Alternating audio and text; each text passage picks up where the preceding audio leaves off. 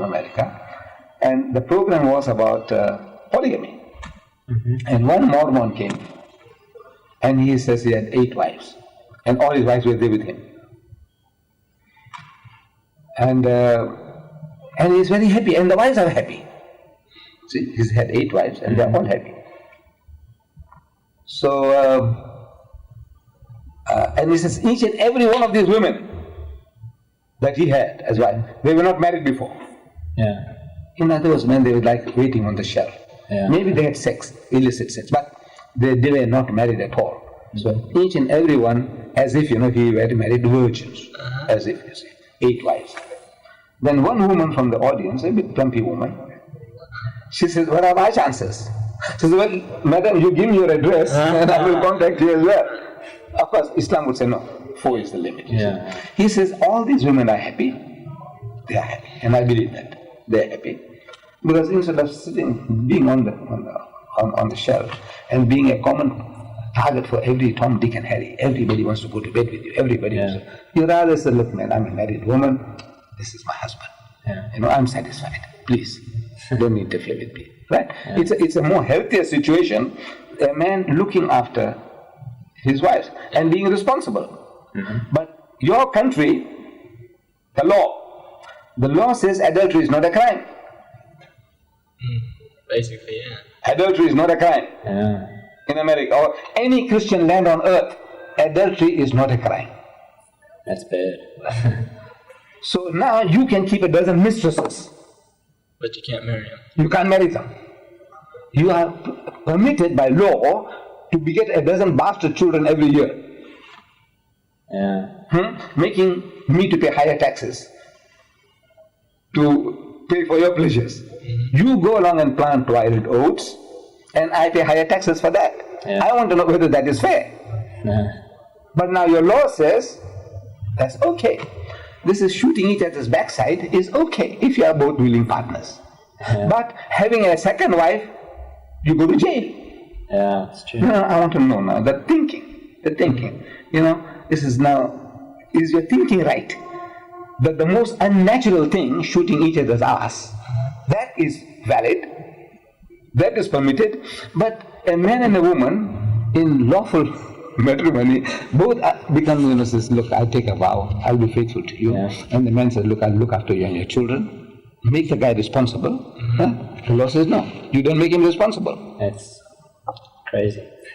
So now you are the guys who voted that fellow into power, Clinton. Yeah. Who voted him into power? The average American. People, yeah. Including the Mormons.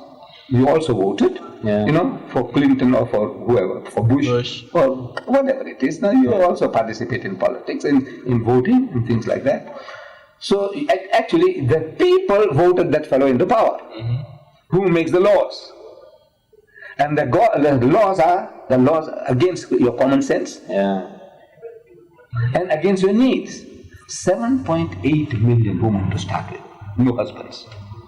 So they become lesbians and they literally go to the dogs. Yeah. In America, when I was there on my lecture tour, I do deliver lectures on comparative religion, you see. At question time, one young man is asking me about, and makes a big joke about having more than one wife. I got only one. Most of our people got only one. Yeah. But now we are allowed. If I have the urges, instead of interfering with somebody else's wife or daughter, I might as well become responsible, take on another one. Still not enough? Take another one. Force the limit. And still not enough? Then the law says you fast. In other words, emancipate yourself. Yeah. Eat less, eat food, fasting. So you will curb your desires. Yeah, that's true. But 4 is the limit. Yeah. Okay. So once you don't accept that, I say literally, I'm telling the audience, I say your nation is going to the dogs. And I'm repeating the word literally. I say, you understand what I'm saying? I'm speaking English. I said literally means I mean what I say. Not just metaphorically. I'm not talking allegory. Literally, I said, your nation is going to the dogs. And nobody questions me. Yeah. But what are you talking about? What are you trying to emphasize? I said literally. because I have been reading Dr. Kinsey's Life of the American Female. You know, he did some research, Dr. Kinsey. And in that report of his, in his book, he says 8% of all American women, the first sexual experience they have is with dogs. 8% 304 of all American women, 06. the first sexual experience they have is with dogs. Which means by the time they're 80, maybe 80%. Number is the first number because that comes up right at my heart. That means they're literally going to the dogs. Then Master and Johnson, I've got it here. Another American book talks about zoophilia with animals. You know, with dogs and what not. What? This nation now, you know, we look up to the American nation. The whole world is looking up to it. But literally going to the dogs. Then of the manpower that you have, there are 25 million sodomites. Gays, you call them gays, beautiful word. You have perverted a beautiful word for a filthy, dirty thing. This word gay is a beautiful word. When I went to school, I used to learn poetry. Yeah, gay means happy. Yes, this is gentle lords and ladies gay, on the mountain dawns the day, and I can't remember the rest of it. Yeah. But gentle lords and ladies gay means happy, jovial women, and on the mountain dawns the day. Now that beautiful word, you perverted it to mean sodomy, homosexuality. Right? So another 25 million women can't get husbands.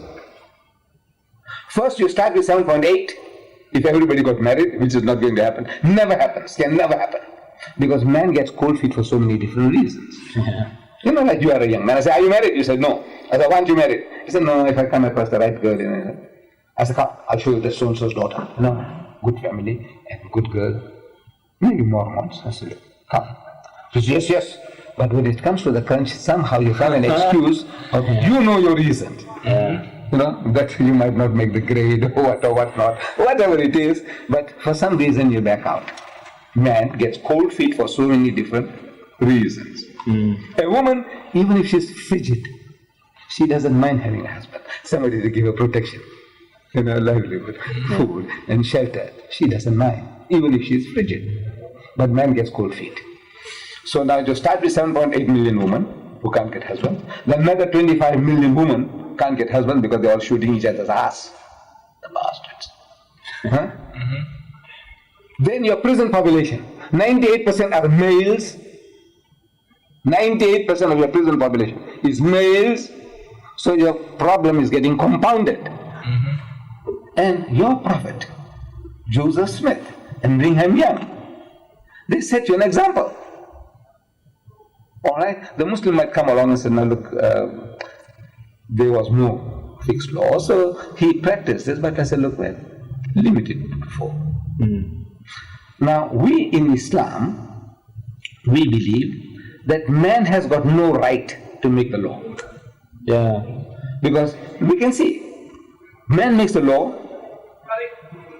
no matter how just you are